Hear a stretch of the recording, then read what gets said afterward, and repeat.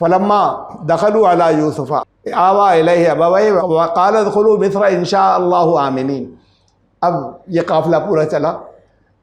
इसमें सब सिर्फ हज़रत वालिदैन नहीं थे, बल्कि बनी इसराइल के कुछ ख़ानदान रहते थे वहाँ उस वक्त तक, थोड़े से थे, वो सब भी ख़ानदान थे। यानी वो असल में तो सारा पूरा एक ही ख़ानदान था। ये बाइबल की तफसीलात से मालूम होता है ये सब पहुँचे थे मिस्र, और यही बढ़ के फिर आगे जाके फ़िरऔन के ज़माने में बहुत ज़्यादा हो गए थे। बाद को ग़ुलामी में चले गए थे।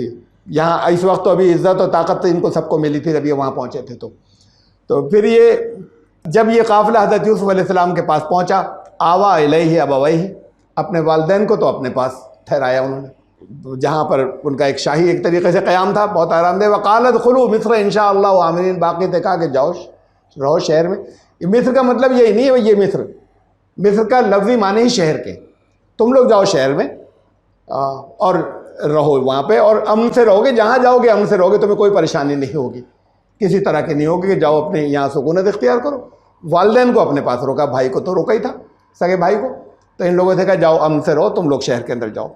वरफ़ा अबवैहि अलल अर्श वख़र्रू लहू सुज्जदा, और अपने वालिदैन को जो है वो तख्त के ऊपर, वो तख्त शाही था या जो भी था उसके ऊपर जगह दी। वख़र्रू लहू सुज्जदा, और वो सब जितने थे उनके आगे सजदे में गिर पड़े। अब यहाँ फिर चलती है सारी कहानियाँ चलती हैं, इसको एडजस्ट करने के लिए कि सर सजदा तो जायज़ नहीं होगा, कि पिछली शरीयतों में जायज़ था, ये खूब चलता है, पिछली शरीयतों में जायज़ था और अब मोहम्मद रसूलुल्लाह सल्लल्लाहु अलैहि वसल्लम की शरीयत में जाकर मना हो गया है।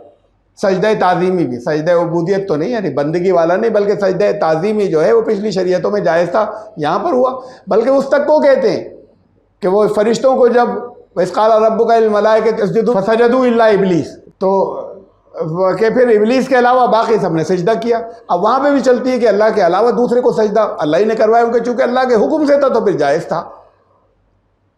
वन नज्म व शजर यसजुदान, तारे और जितने शजर पेड़ ये भी सजदे करते हैं। ये कैसे करते हैं?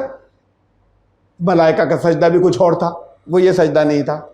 लेकिन अब हम आ गए इंसान पर, वो तो है कुरान के अंदर, इल्लाह यसजुदु मा फिस समावाति वल अर्ज़ व मा फिल अर्ज़, आसमान और ज़मीन में जो है सब अल्लाह के लिए सजदे में। तो सजदे का मफहूम है हुक्म की पाबंदी कर रहे हैं, इताअत किए चले जा रहे हैं, सबमिट कर रखा है उन्होंने अपने आप को, जो अल्लाह ने चाहा वही करते चले जा रहे हैं, सरे तस्लीम हम करना, ये सजदे का असल मफहूम है। लेकिन अब हम इंसानों के सजदे पे आए। यहाँ वालिदैन भी वो तो बड़े हैं, अब वो जो है वो सजदे, चलिए सजदे ताज़ीमी सही, पिछली शरीयत में जायज़ भी होगा। ये भी था कि वो वालिद वालदा भी जो है वो झुक के पाँव छुएं या सजदा करें और पैरों के ऊपर सजदा कर लें।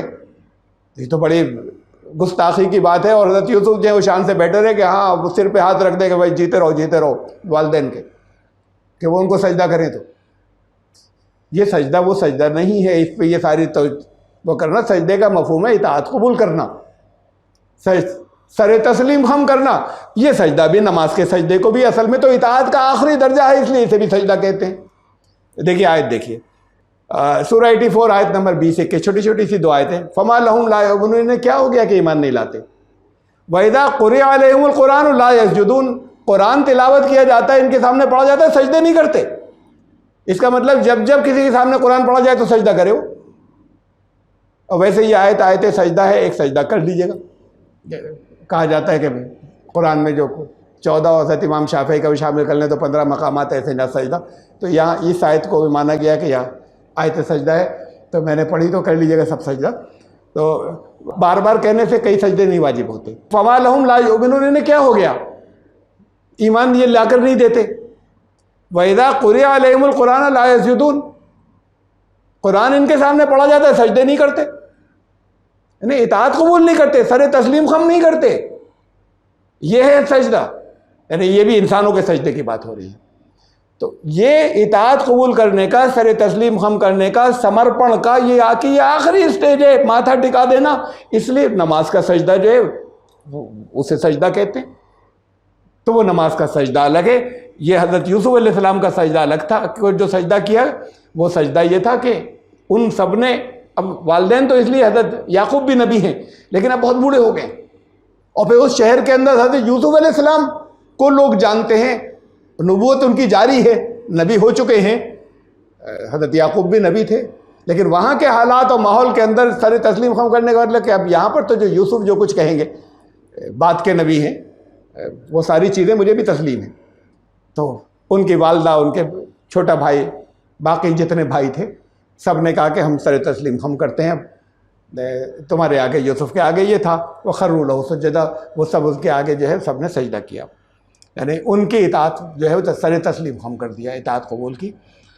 वकाला यावत हादा तावील रुया बिन कबल, हज़रत यूसुफ ने कहा, जब सब ने कहा कि तुम्हारा, अब यहाँ पर तो बदले हज़रत याकूब ने भी कहा कि भाई तुम्हारी नबूवत मेरे बाद की है, और मैं बूढ़ा भी हो गया हूँ, ये इलाका भी असलन तुम्हारे ज़ेर असर है, तो तुम जो कुछ कहो, ये तो नबूवत का पैगाम तो एक ही होता है, तौहीद रिसालत आखिरत बुनियादी चीज़ें भी एक होती हैं, तो तुम जो कुछ भी कहो, सारी चीज़ें जो हैं, जैसे भी तुम अपने नबूवत के मिशन को लेकर चलो, मैं भी साथ में हूँ। सर तस्लीम खम किया, उन्होंने भी साथ दिया। तो हज़रत यूसुफ ने फरमाया वक़ाला या अबत हादा तावील रुया मिन क़ब्ल, ये देखिए अब्बा जान, ख्वाब देखा था ना, ये है आज उसकी तावील, उसका इंटरप्रिटेशन, उसकी ताबीर, वो जो ख्वाब बचपन में मैंने देखा था, याद था।